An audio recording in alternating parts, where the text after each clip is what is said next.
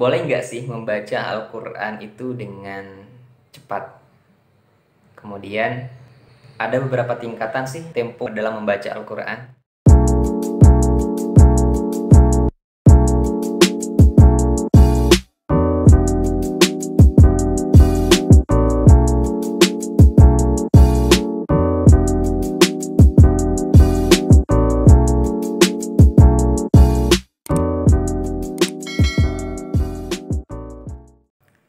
Assalamualaikum warahmatullahi wabarakatuh. Kembali lagi bersama saya Zainur Rahman di Zain Channel.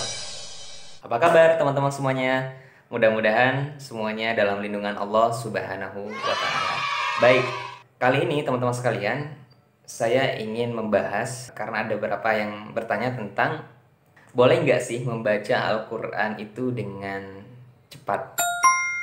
Kemudian ada beberapa tingkatan sih tempo dalam membaca Al-Quran. Sebelum saya lanjutkan, bagi teman-teman yang belum subscribe, silahkan di subscribe terlebih dahulu. Baik, kita mungkin pernah mendengar qori yang membaca Al-Quran dengan cepat. Maka ulama ahli tajwid menyepakati tingkatan bacaan dalam membaca Al-Quran, marotibul qiraat, termasuk membaca Al-Quran dengan cepat.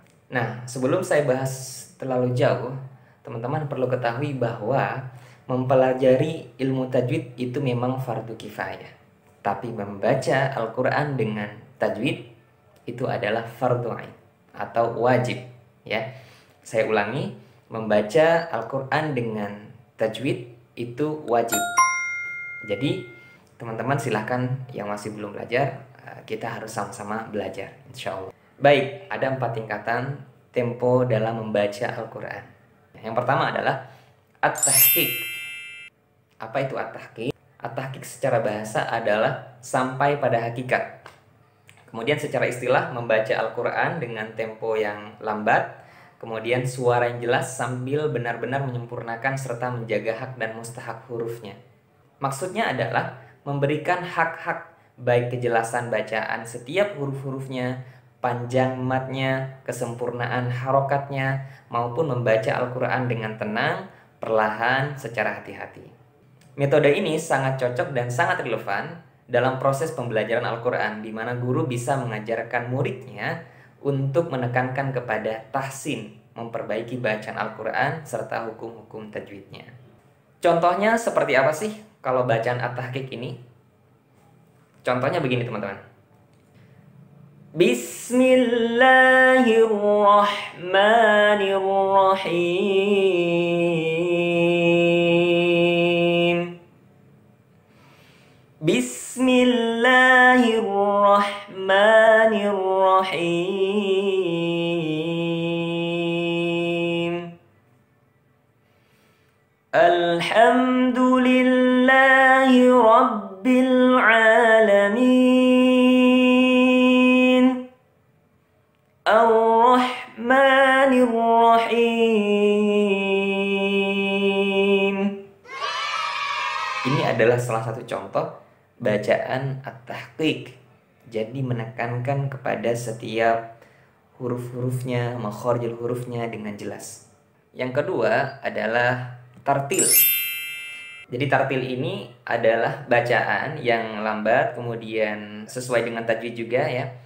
Tidak terlalu lambat tapi seperti at-tahqiq. Ini adalah bacaan yang disarankan, yang diberitakan dalam Al-Quran. Surah Al-Muzammil ayat keempat, wartilil Qur'ana tartila. Bacalah Al-Quran itu dengan tartil.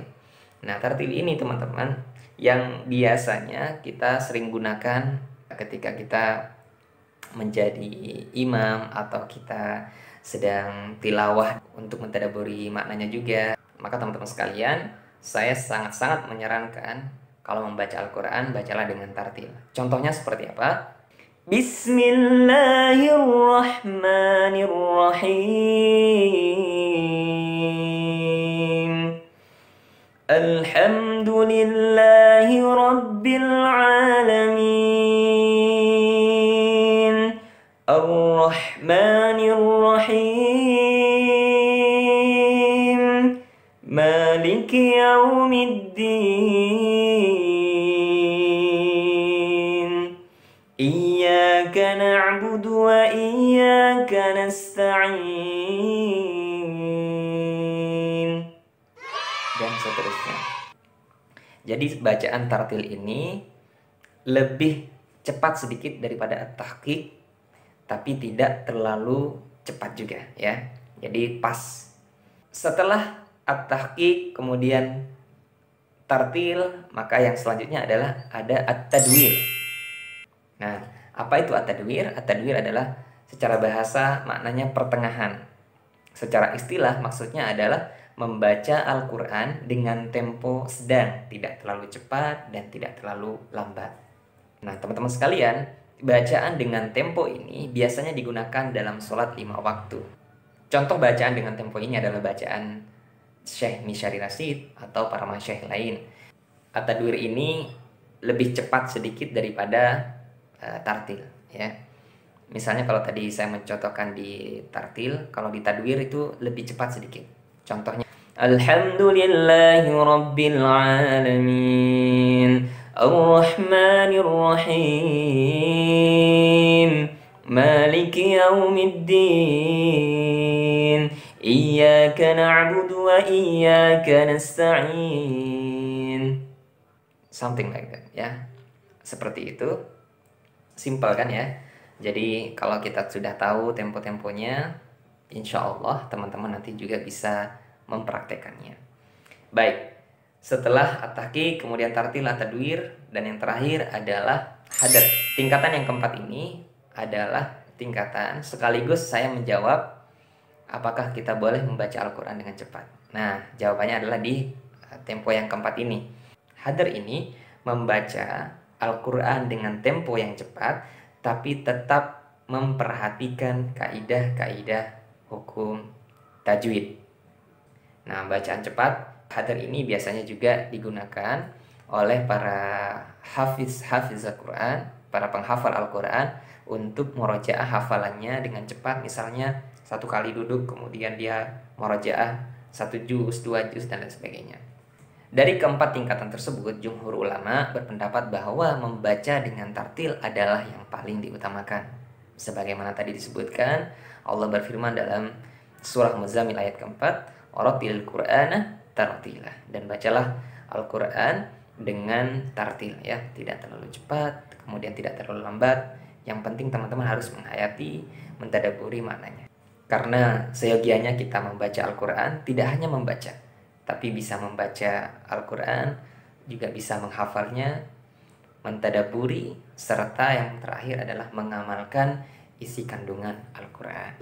Semoga sharing-sharing kali ini bermanfaat, dan jangan lupa di-share ke teman-teman sekalian. Saya Zira Rahman, Assalamualaikum warahmatullahi wabarakatuh. Terus dukung channel ini dengan cara tekan tombol subscribe, like, comment, and share. Terima kasih.